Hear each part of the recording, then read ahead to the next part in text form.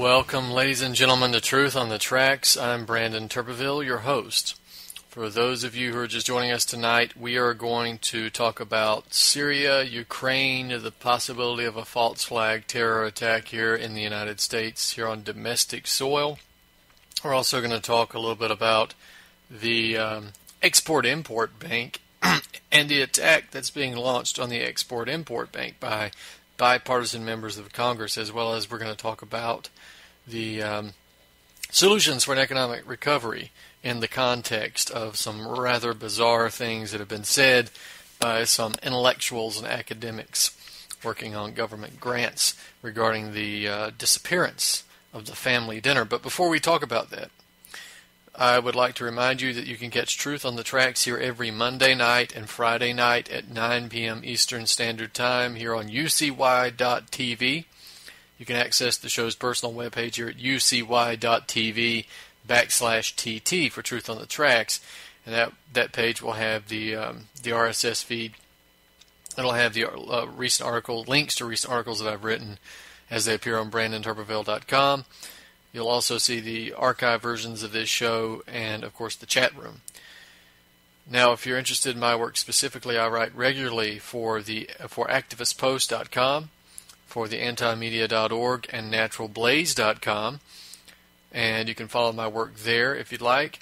You can also go to BrandonTurbeville.com, and that is the website where I repost all of my articles, all the YouTube videos, all of the archive versions of this show, of the interviews, etc. And, of course, the links to my books are kept at that website as well, BrandonTurbeville.com.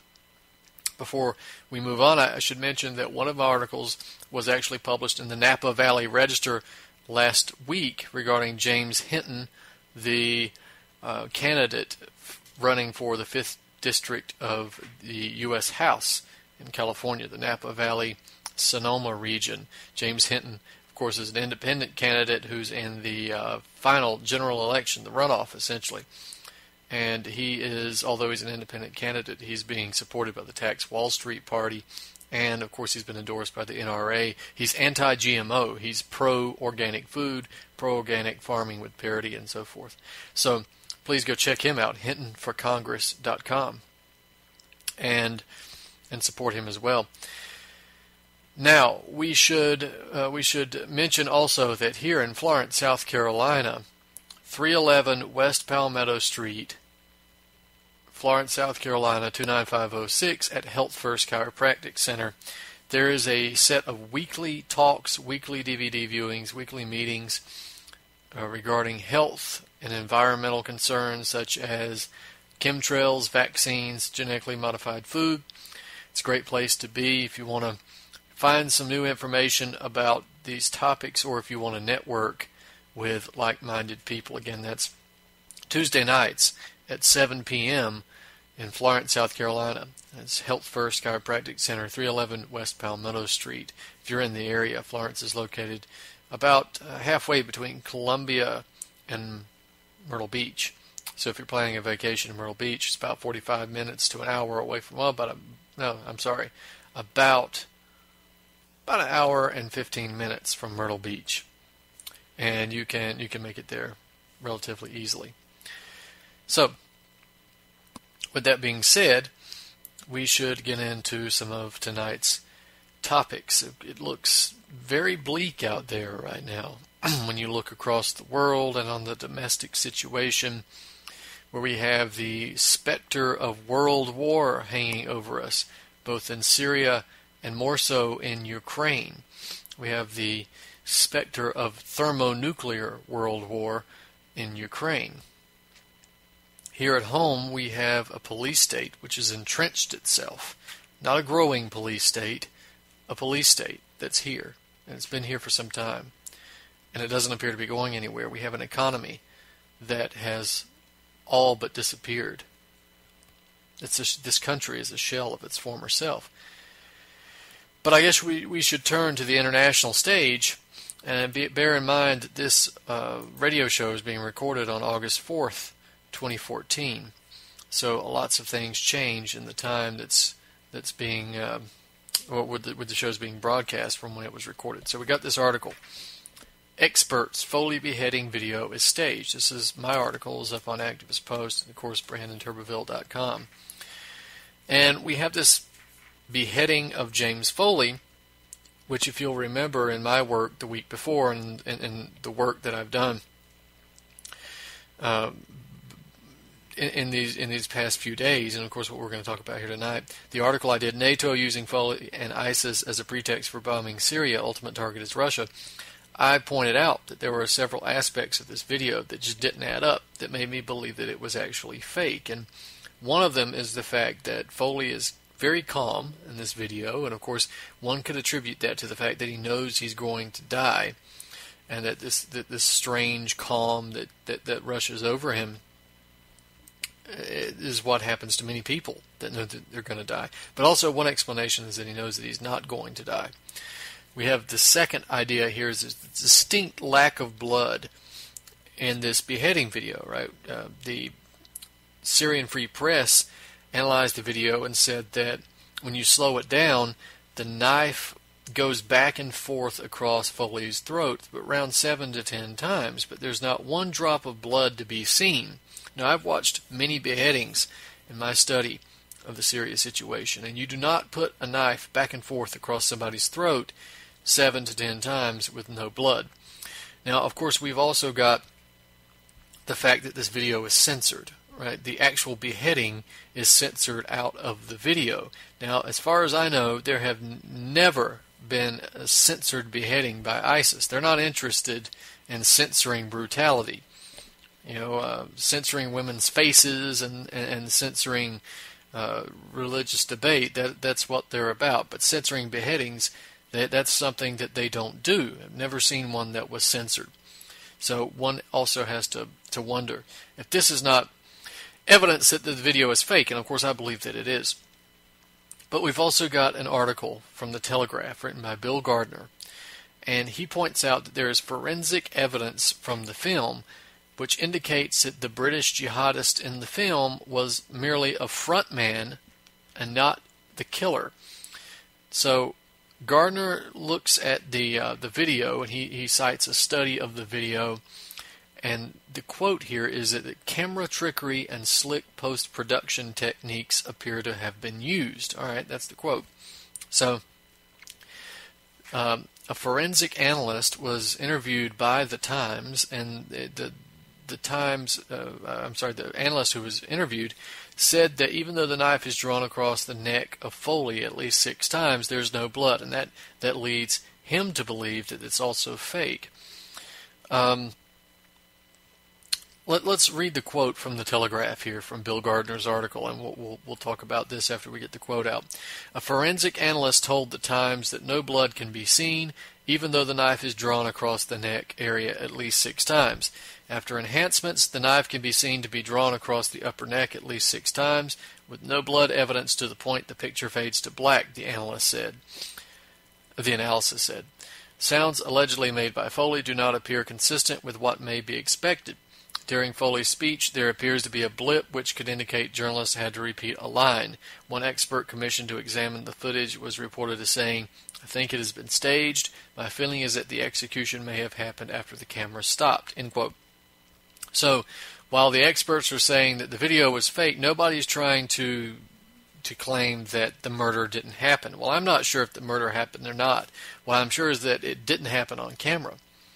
So, we got to ask more questions. So if we're going to say that the killing was staged, but Foley's actually dead, let's wonder if the jihadists were going to kill Foley, what could they have gained by editing out the most gruesome part of the video? I mean, the idea of these videos is to sow fear and terror, right? So why would you edit out the part of the video that does that the most? Furthermore, why would ISIS fake Foley's death, fake killing Foley, then really kill him, and then only spread around the fake version of the execution, the video? That doesn't make any sense. Now, granted, the death squads don't generally make sense, but this is something beyond even their capacity to mess up. So we have that as well. Now, speaking of Syria, we got to talk about this possible invasion or bombing of Syria by NATO. Got an article up, U.S. launches surveillance flights over Syria, ISIS eliminates Syrian air defenses. This is from August 27th, but it's still relevant because using the Foley beheading as an excuse, we have the Obama administration authorizing surveillance flights over Syrian airspace over the weekend of August 27th. We have defense officials stating that the U.S. military was sending manned and unmanned drones and surveillance flights over Syrian territory.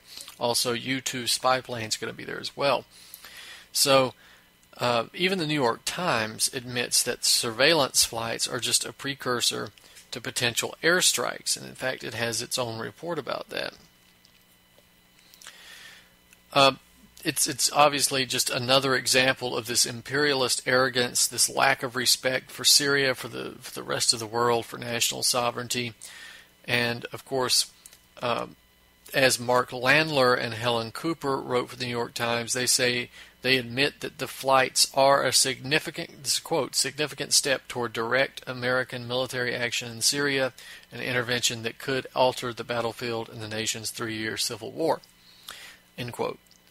So, Syrian officials have responded and said that they are actually open to the idea of coordinating with the United States on airstrikes against ISIS, but they also say that any airstrikes that take place by the United States have to be coordinated with the Syrian government. So they're willing to coordinate, they're willing to cooperate, but they have to, the U.S. has to be willing to cooperate. They have to coordinate these strikes. The Obama administration, of course, repeatedly stated and made it clear that it had no interest in working with Assad and working with the Syrian government, the secular Syrian government. It basically said that it would act unilaterally if it made the decision to attack in Syria. So it basically reaffirmed its positions that the wishes of sovereign states will continue to be ignored. In stating this position, also we should point out that Washington basically they accidentally revealed that the Syrian government, not ISIS, is the real target of the bombing, because we have Secretary of Defense Chuck Hagel meeting with other advisors and Obama. When Obama says that he had no plans to collaborate with Assad or even inform him in advance of the operation, they admitted in this article that the biggest the biggest problem to American invasion, American bombing campaigns, are the Syrian government's air defenses. So, see if I can look at this and give you a direct quote here.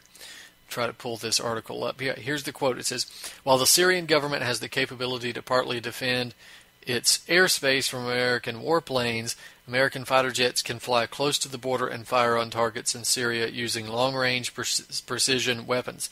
The American military could also jam Syria's air defense systems by sending signals that would make it difficult or impossible for radar to pick up American fighter planes entering Syrian airspace. Such a move would give fighters a limited amount of time to hit ISIS targets or camps before leaving Syria. The military could also use B-2 stealth bombers, which are almost invisible to radar, or could fire at stationary targets in Syria using Tomahawk cruise missiles launched from ships at sea." So, in other words, they're talking about a bombing campaign that involves jamming Syria's air defense systems, that involves B-2 stealth bombers getting past the Syrian air defenses.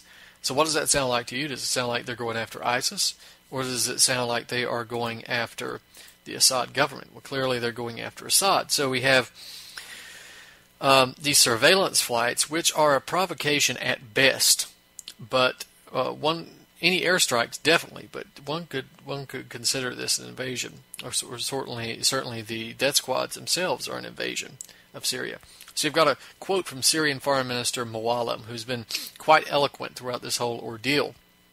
This is Moallem's quote: "Any violation of Syria's sovereignty would be an act of aggression."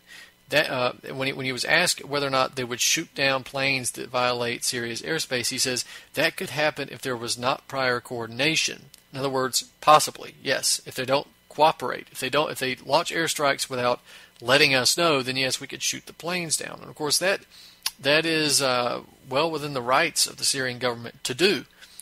Now,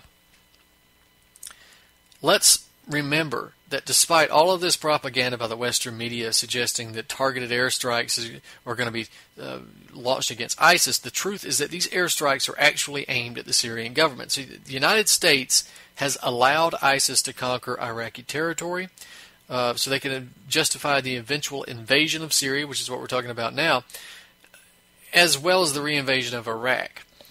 Now, any deployment of American troops, any airstrikes, any other type of U.S. military force will essentially, when we're talking about in Iraq, will necessitate a battle with ISIS in Syria. Because the argument, I've said this many times on the show, is going to be you can't put handcuffs on the troops. This is the Vietnam argument regarding Cambodia. You can't let the Vietnamese come across the border and attack American troops and then run back into the border of Cambodia. So the solution is that you open up the Cambodian side of the border to bombing as well. Well, this is what we're going to see in Syria, which is that you can't let ISIS attack you in Iraq and then run across the border into Syria.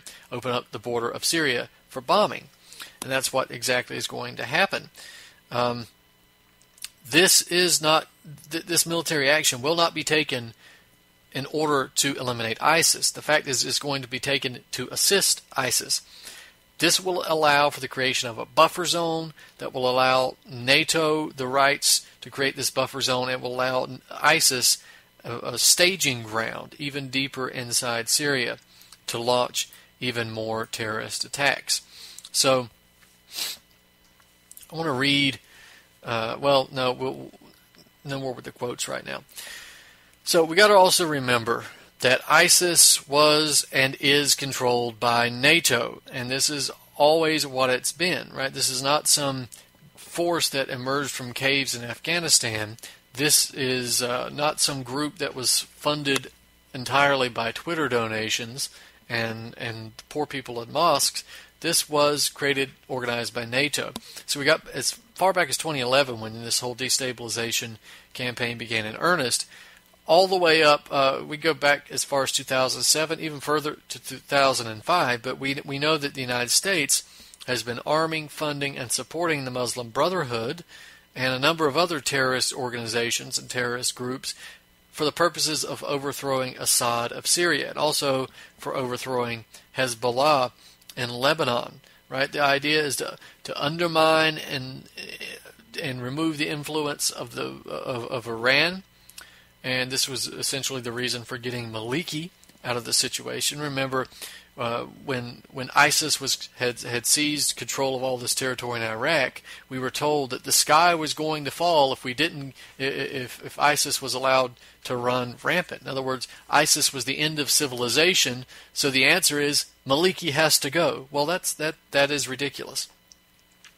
Now, we've had billions of dollars that have been funded to the hands of terrorist groups, including al-Nusra, the al-Nusra Front, al-Qaeda in Iraq, and now ISIS, because ISIS is al-Qaeda in Iraq. Don't forget that, because ISIS came as a direct descendant of al-Qaeda in Iraq. It was AQI, al-Qaeda in Iraq, then it was ISIL, Islamic State of Iraq and the Levant, and then it was ISIS, Islamic State of Iraq and Syria, or Islamic State of Iraq and Sham, and now it's the Islamic States. You call it what you will, but it's the same thing. And so is al-Nusra. All this stuff. There's no point in making distinctions between the two.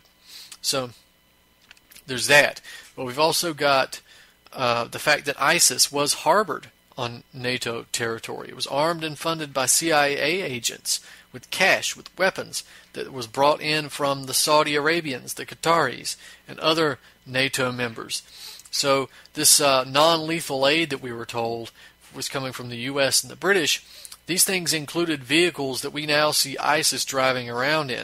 All right, they didn't take this gear from the moderates because there were never any moderates to begin with.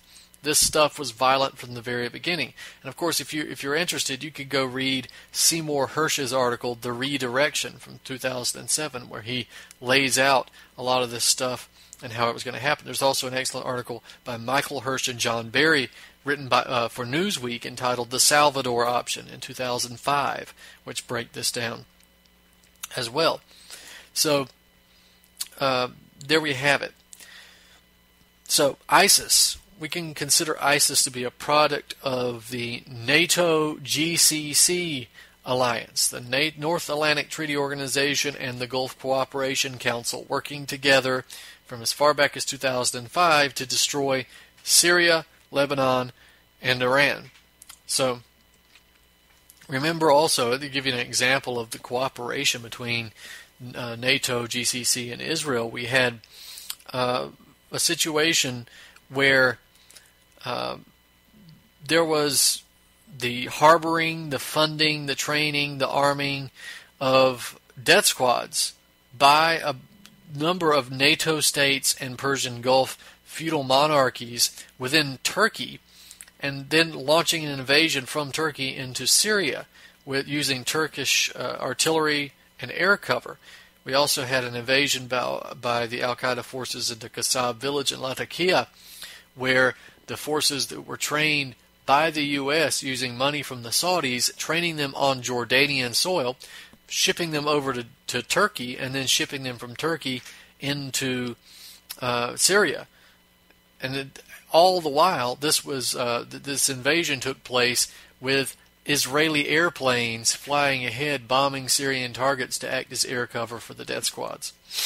So, with all this in mind, now bear in mind what I said a second ago, that the biggest threat to an American invasion in Syria was the Syrian air defenses. Well, conveniently we have something happen in the Takba air base in Syria. This is in eastern Syria.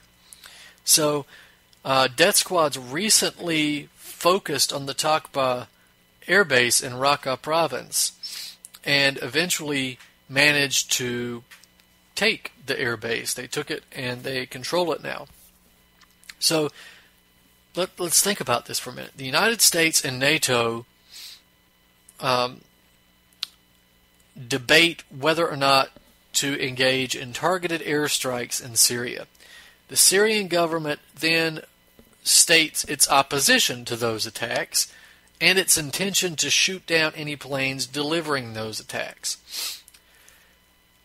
The death squads subsequently eliminate the air defense capability of the Syrian government in the east of the country. What does that sound like to you? U.S. wants to bomb Syria. Syria says, you do that, we'll shoot you down. The U.S. says, we are afraid of the Syrian air defenses. The death squads remove the Syrian air defenses. What does that sound like to you? Do I have to spell it out? I shouldn't. I shouldn't have to, because we know exactly what that's about. Now, let's shift on over to the situation in Ukraine for a minute. Got this article. NATO membership for Ukraine, another move on the grand chessboard. Right? I've written about this on a number of occasions. So, but we've got to look at this again. We have the announcement by NATO Secretary Generals Anders Fogh Rasmussen, who has just announced that Ukraine is now firmly on the path to become an eventual member of the NATO alliance. Now, this cannot happen. This cannot happen. Not just from a Russian point of view, but from the point of view of the world. This is too much, and we'll get into why and some of the solutions to this situation on probably the second half of the show. But we've got to look at the events first. So we've got the West Ukrainian Prime Minister Arseniy Yatsenyuk, Yat the Rat, who submitted a bill to the Ukrainian Verkhovna Rada. Right, this is the Ukrainian Rada, the parliament. That this bill would cancel Ukraine's non-aligned status and essentially restart Ukraine's official attempt to become a member of NATO. Now, Yatsenyuk revealed ultimately that the goal is to become a member of not only NATO but the European Union. So the bill would essentially ban Ukraine from joining any political unions, which would prevent it from eventually achieving membership in the EU. Basically, the only political unions that I would think about, unless something new comes along, are the Eurasian Economic Community and the Eurasian Customs Union. And both of these groups, these political unions, are, of course, essentially maintained by Russia. These are vassal cooperations and groups of Russia, tentacles of the old Soviet Union, basically. So Yatsenyuk asked Poroshenko, and we've heard people referring to him as Pornoshenko, so they can classify this bill as urgent, fast-track it to the Rada, and vote on it as soon as possible. So we've also got Ukrainian Defense Minister Arsen Avakov stating that he's in agreement with the bill as well. This is his statement on his Facebook page, right? Avakov's Facebook page. He says, if the parliament approves it, the path to NATO will be open. Only madmen would counter such a decision in the current situation. So in other words, he's revealing that in the current situation, NATO membership acts as a bulwark against Russia. So Anders Fogh Rasmussen, the NATO Secretary General, stated his support for this plan as well. Now, we gotta point out here that Ukrainian membership of NATO is not a new concept, and we knew as far back as 2008 publicly that Ukraine would eventually become a NATO member. That this idea was floated around during the Bucharest summit, but this is a new push, right? This is a new push at a very critical time, and this is, of course, the Brzezinski Doctrine, right? But we'll get into that in a second. We need to talk about the Russian response. But I guess we should talk about the Russian response when we come back in the second half of the show. And, of course, we'll also discuss some economic stuff if we have time as well. So, ladies and gentlemen, stay with us. You can find Truth on the Tracks here every Monday night at 9 p.m. Eastern Standard Time here at ucy.tv. And, of course, check BrandonTurbeville.com for all the relevant information. This is Truth on the Tracks. Ladies and gentlemen, stay with us. We'll be right back after this.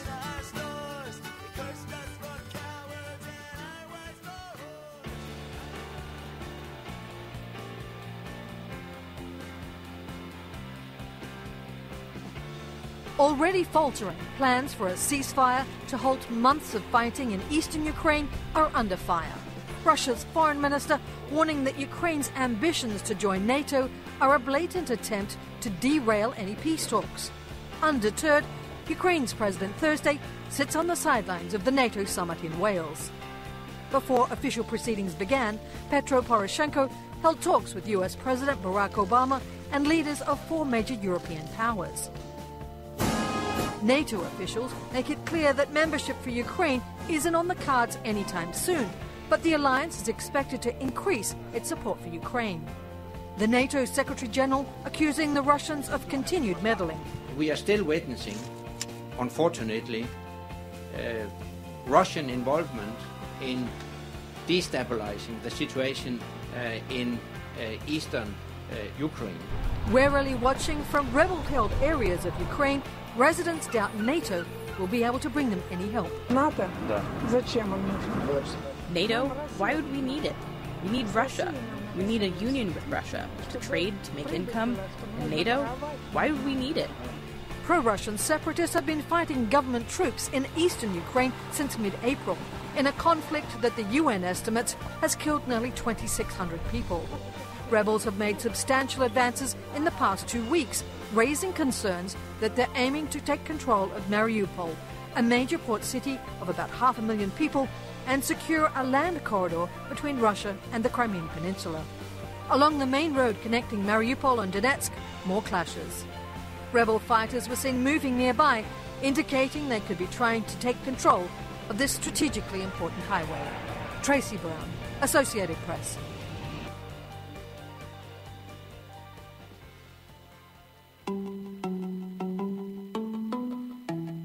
I was watching some of those pig mine videos, the graphic ones. I mean, there were shells coming into people's homes and bombs going off everywhere. I mean, jeez. Some of that footage was pretty hardcore to watch.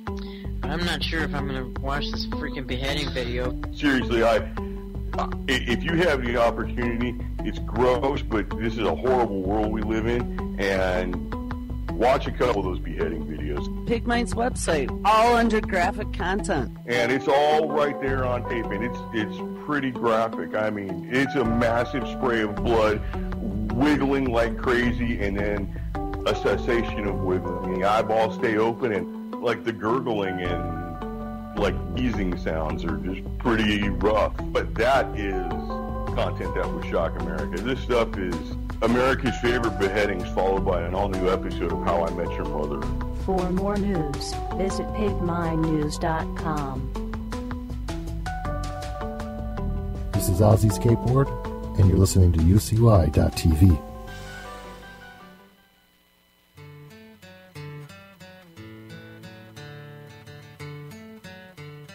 Welcome back, ladies and gentlemen, to Truth on the Tracks. I'm Brandon Turbeville. Now, before the break, we were discussing the situation in Ukraine, and we were discussing the fact that Ukraine is now on the road to membership in NATO and how dangerous this is. Now, let's talk about how Russia is going to respond to the situation and what they've said. Now, we've had Russian President Vladimir Putin. Putin has said that before that the inclusion of Ukraine into NATO is not acceptable, but in an interview he stated, I'm trying to get the name of the organization here that he interviewed with, but I can't. So we'll go with the quote. He says, "We need to immediately begin substantive talks on questions of the political organization of society and statehood for southeastern Ukraine with the goal of protecting the lawful interests of the people who live there," end quote. So we don't quite know what this means. All right, we don't quite know what Putin is saying here. We have an idea, of course. But of course we know that the Western propaganda machine, the Western media outlets such as the Huffington Post, have gone overboard trying to claim that Russia is not supportive of sovereignty for the Eastern separatist region. So this is actually not the case, right? Well, I won't say that it's not the case. We'll say that the track record of Russia is that they have been calling for dialogue between Eastern and West Ukraine, and they have also publicly expressed a desire for decentralization of power and a sensible form of government resembling something like a confederacy for Ukraine.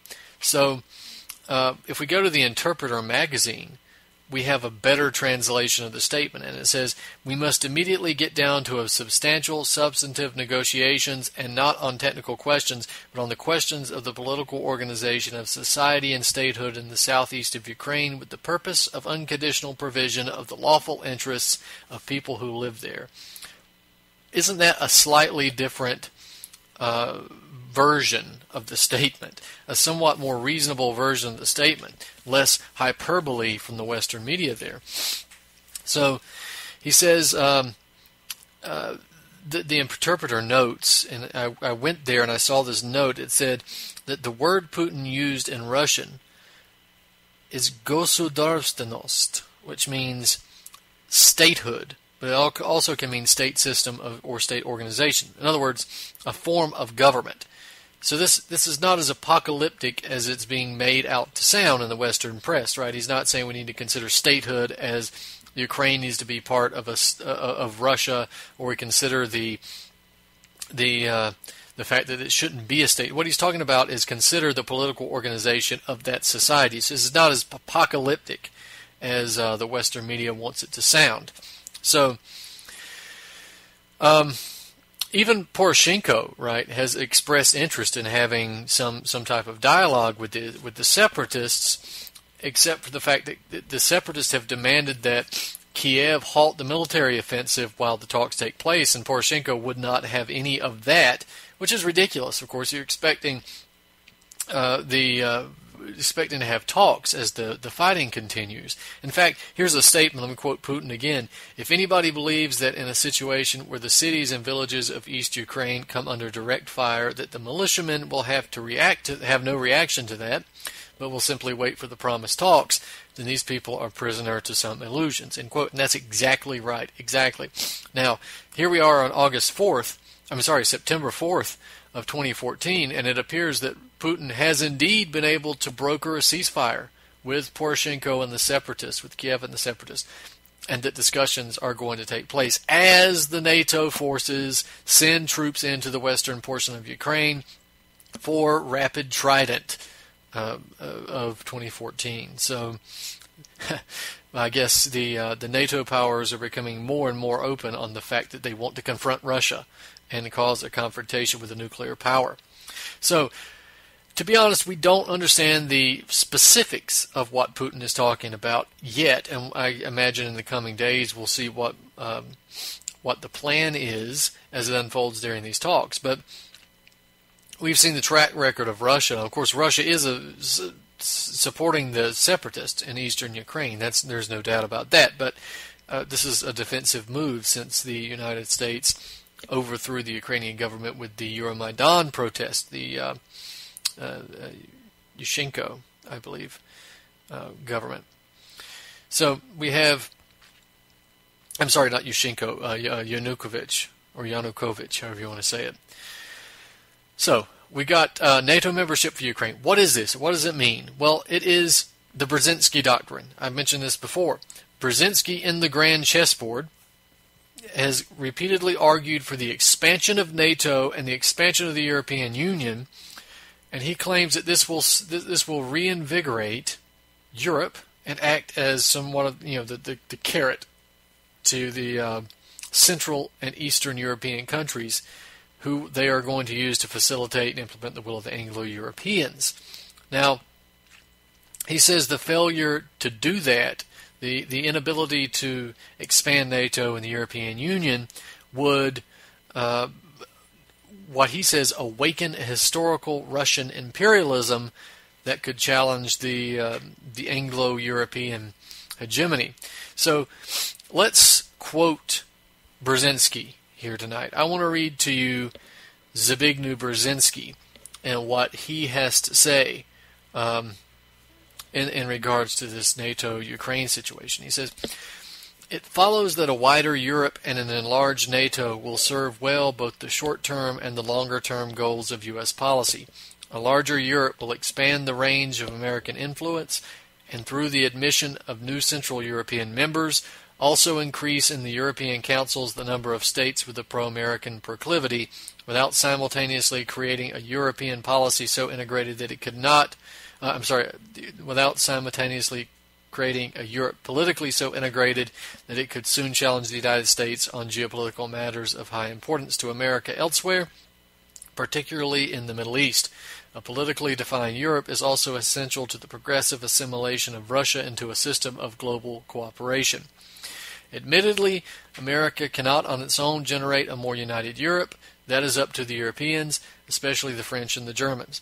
But America can obstruct the emergence of a more unified Europe, and that could prove calamitous for stability in Eurasia, and thus also for America's own interests. Indeed, unless Europe becomes more unified, it is likely to become more disunited again. Accordingly, as stated earlier, it is vital that America work closely with both France and Germany in seeking a Europe that is politically viable, a Europe that remains linked to the United States, and a Europe that widens the scope of the cooperative democratic international system." Now, we'll skip ahead a little bit to some more. Brzezinski says, "The enlargement of NATO and the EU would serve to reinvigorate Europe's own waning sense of a larger vocation, while consolidating, to the benefit of both America and Europe, the democratic gains won through the successful termination of the Cold War. At stake in this effort is nothing less than America's long-range relationship with Europe itself. A new Europe is still taking shape, and if that new Europe is to remain geopolitically a part of the Euro-Atlantic space, the expansion of NATO is essential. By the same token, a failure to widen NATO, now that the commitment has been made, would shatter the concept of an expanding Europe and demoralize Central Europeans.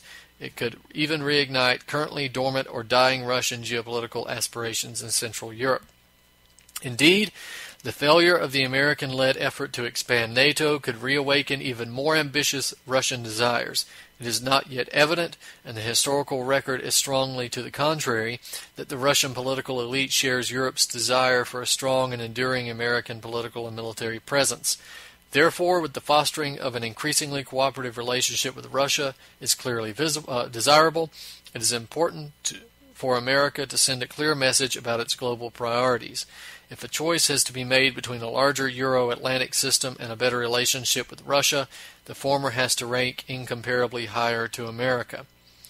So, That's Brzezinski. Now, he goes on in the Grand Chessboard to describe the framework of an arrangement between the West and Russia that would have virtually no benefits to Russia. Right? This is an unreasonable thing to ask. His requirements are essentially that Russia is just be castrated with its ability to make influential decisions, not only internationally but just regionally.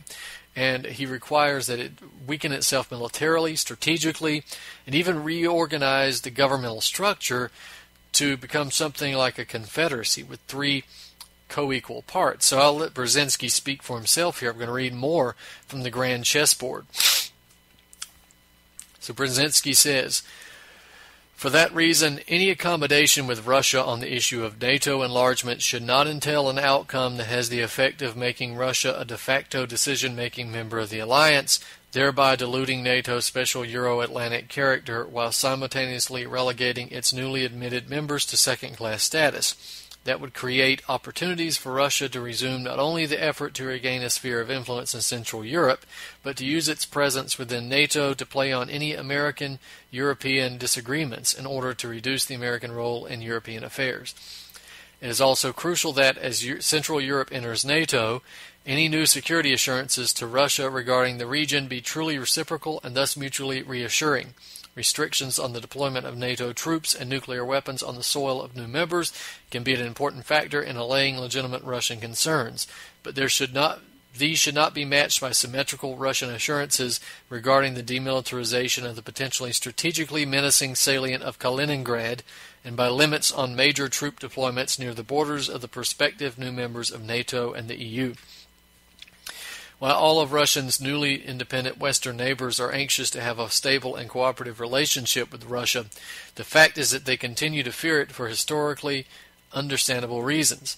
Hence, the emergence of an equitable NATO-EU accommodation with Russia would be welcomed by all Europeans as a signal that Russia is finally making the much-desired post-imperial choice in favor of Europe.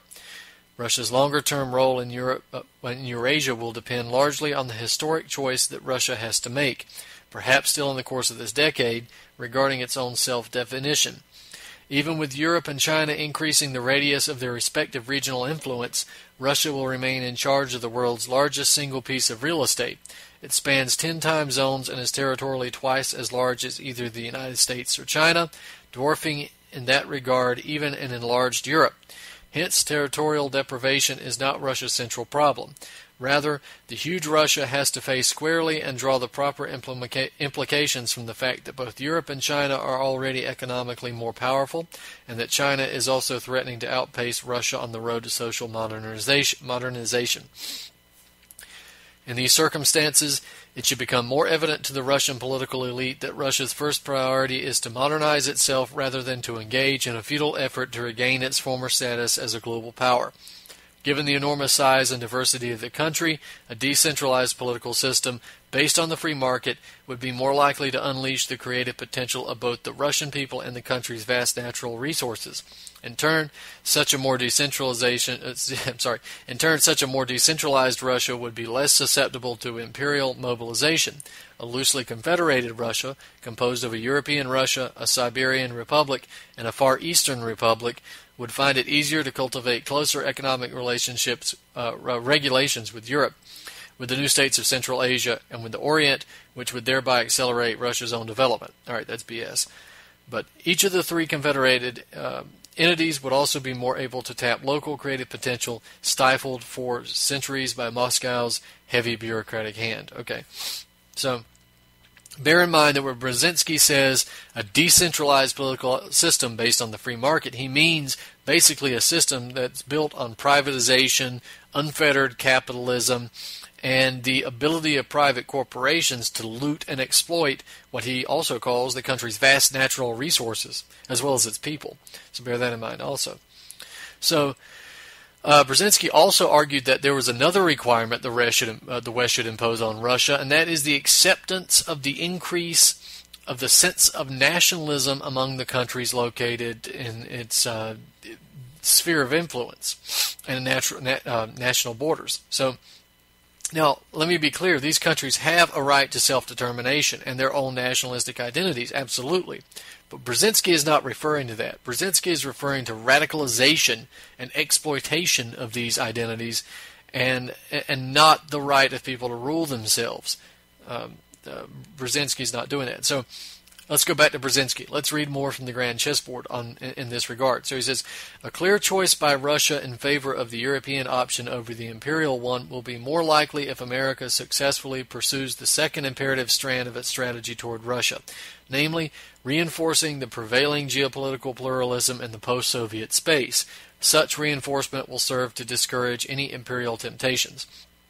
Post-imperial and Europe-oriented Russia should actually view American efforts to that end as helpful in consolidating regional stability and in reducing the possibility of conflicts along its new, potentially unstable southern frontiers.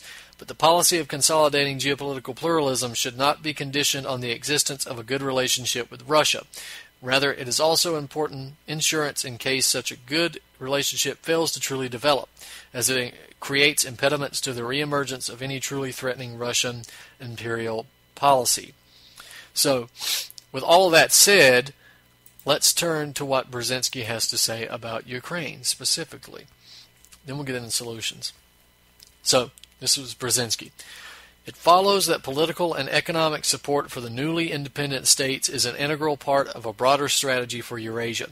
The consolidation of a sovereign Ukraine, which in the meantime redefines itself as a Central European state and engages in closer integration with Central Europe, is a critically important component of such a policy, as is the fostering of a closer relationship with such strategically pivotal states as Azerbaijan and Uzbekistan, in addition to the more generalized effort to open up Central Asia, in spite of Russian impediments, to the global economy.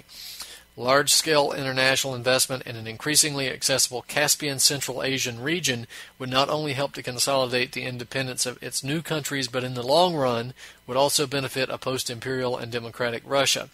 The tapping of the region's energy and mineral resources would generate prosperity, prompting a greater sense of stability and security in the area, while perhaps also reducing the risks of Balkan-type external investment. Would also radiate to the adjoining Russian provinces, which tend to be economically underdeveloped. Moreover, once the region's new ruling elites come to realize that Russia acquiesces in the region's integration into the global economy, they will become less fearful of the political consequences of close economic relations with Russia. In time, a non-imperial Russia could thus gain acceptance as the region's preeminent economic partner, even though no longer its imperial ruler. So that's his position on Ukraine. Now, later on in the book, and this is, I guess, the last thing I'll quote, when he talks about the choices available to Russia in terms of its place in the world, Brzezinski states that Russia, quote, either choose to be a part of Europe as well or choose to become a Eurasian outcast, neither truly of Europe nor Asia and mired in its near-abroad conflict. So notice that statement, he's basically saying that Russia's choices are between total fealty to this new European Soviet called the European Union or total irrelevance. And that is not a choice that any self-respecting nation would pick up. So let's talk about the choices available with Ukraine. Let's talk about some sensible solutions for the Ukrainian crisis. So we always talk about the problems. On this show, we like to talk about the solutions, if for no other reason than to show that there is another way, that there is a way forward, and we can take that way forward anytime we decide to get off of our asses and stop watching television and get involved, right? So here's some solutions for the Ukrainian crisis. We'll give you a 5-point plan to fix the Ukrainian situation. Let's start with number 1. And this is taken directly from the article. I'll expand on it. The United States and its allies must immediately cease supporting hostilities against the eastern regions of Ukraine. The U.S. must tell its stooges in Kiev to immediately halt the military offensive in the east and begin talks with separatist leaders. Well, thanks to Putin, condition 1 is 3/4 of the way met, right? We've got a ceasefire in Ukraine, and we've got Poroshenko in the West willing to engage in dialogue, at least, with the separatists in the east. So good on Putin for that. Now, the other question here is, once we get a ceasefire, hopefully we can eventually end the support for the eastern regions by the U.S. and the western regions by Russia in terms of military hardware and warfare and that sort of thing, and focus on development, which we'll get to. But essentially, a ceasefire is an immediate necessity, and that's what we have currently on September 4th. We'll see how long it lasts. By the time you hear this broadcast, there's a chance that the ceasefire will have been broken, probably by the West, I would imagine. So that's point one. Ceasefire and stop supporting hostilities by the major powers. The major powers need to stop supporting hostilities. All right, number two. The United States should take the lead in opposing Ukrainian membership in the NATO alliance. In other words, Ukraine should not be a member of NATO.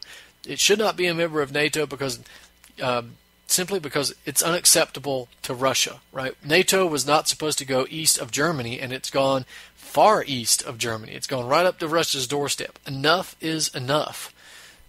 This is the last straw for Russia, as well as it should be.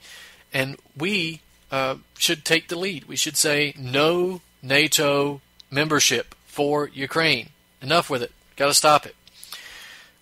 Ukraine should be neutral, right?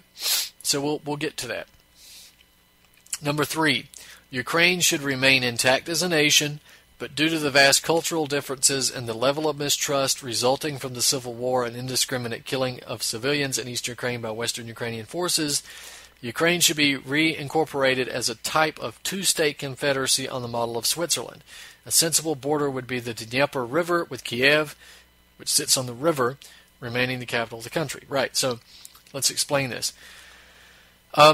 Ukraine is a country. Now, we can talk about how it's only had a history of about 20 years or so of being a country, but there is a country of Ukraine that exists now, and it is not German, it is not Russian, it's Ukrainian.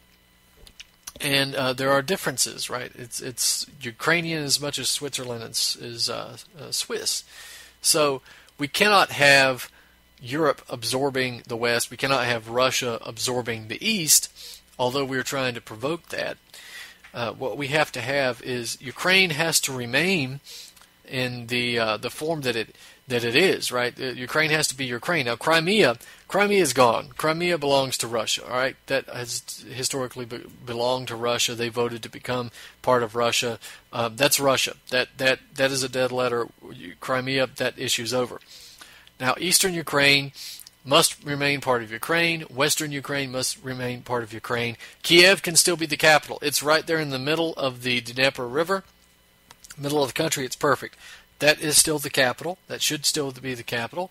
But in terms of the government, right, early on we could have salvaged this. We could have had a national government. But because of the levels of mistrust regarding the neo-Nazis, the hatred of ethnic Russian speakers and so forth, the tremendous level of violence that has taken place, it's almost to the point where the levels of mistrust are so high that it's impossible. Now, if we could unite Ukraine, that's great. We should do it. But if it's impossible, then a confederacy on the model of Switzerland, because that's what Switzerland is, right? The western part is French, the eastern part is German, and it gets along fine. It manages very well. We could do this with Ukraine. So, number 4, immediate declaration of neutrality by Ukraine. While Ukraine should not become a member of NATO, nor should it become absorbed by the Russian machine. Ukraine would thus provide a natural barrier and neighbor of good faith between NATO, the EU, and Russia.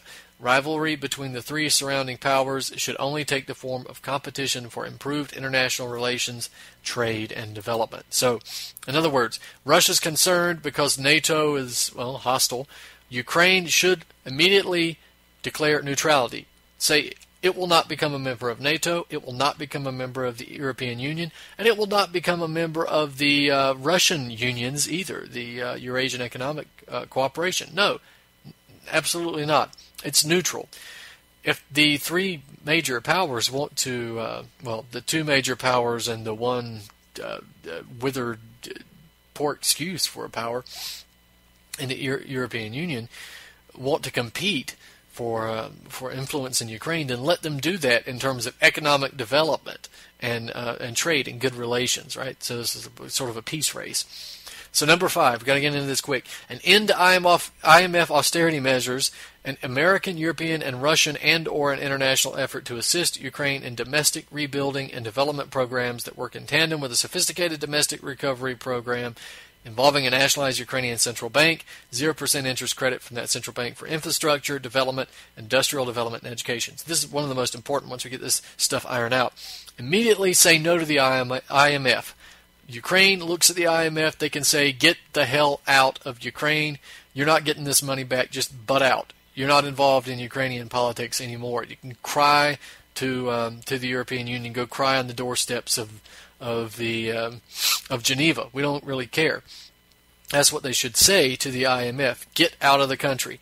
Now, Americans, Europeans, Russians, again, a peace race, right? These countries and these powers can compete in terms of international investment and development to help rebuild Ukrainian infrastructure, to spark education and development there.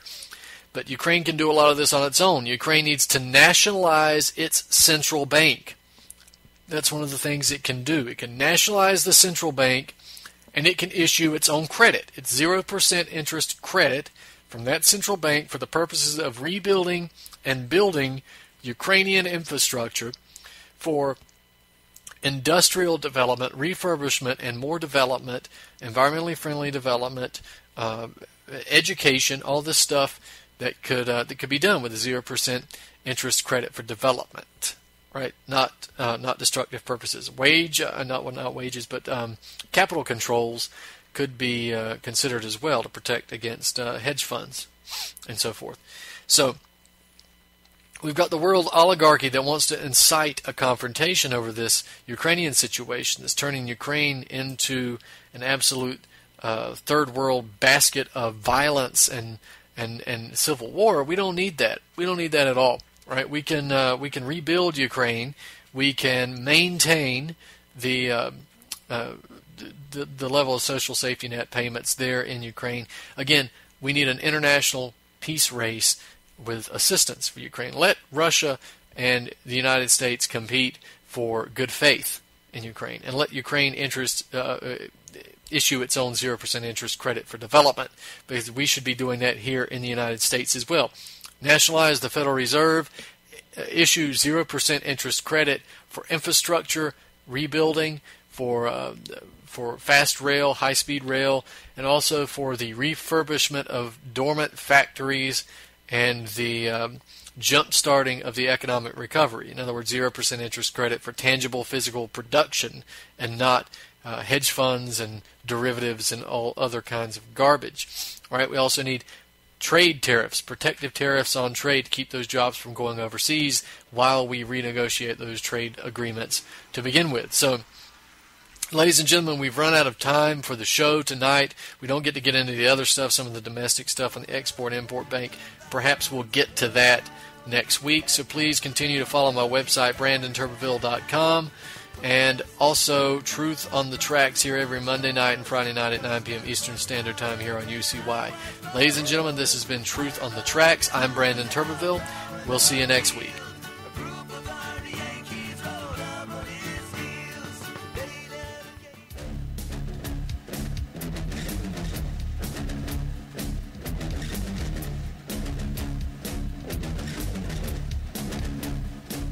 Even before I came into office, I was very clear that in the immediate aftermath of 9/11, we did some things that were wrong. We did a whole lot of things that were right, but we tortured some folks. For more news, visit PaveMindNews.com. This is Ozzy Skateboard, and you're listening